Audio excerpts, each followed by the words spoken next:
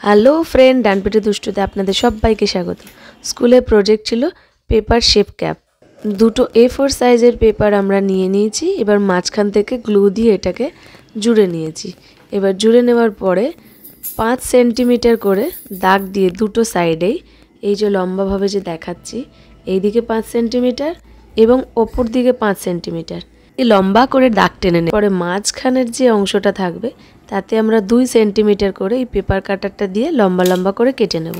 এইভাবে কেটে নেওয়ার পরে ওপরের 5 সেন্টিমিটার এবং নিচের 5 সেন্টিমিটারটা ফোল্ড করে এইভাবে জুড়ে নিলেই শেফ ক্যাপ রেডি। দুষ্টুকে শেফ ক্যাপ পরে কেমন লাগছে জানিও। লাইক, শেয়ার, কমেন্ট করতে ভুলবে না কিন্তু।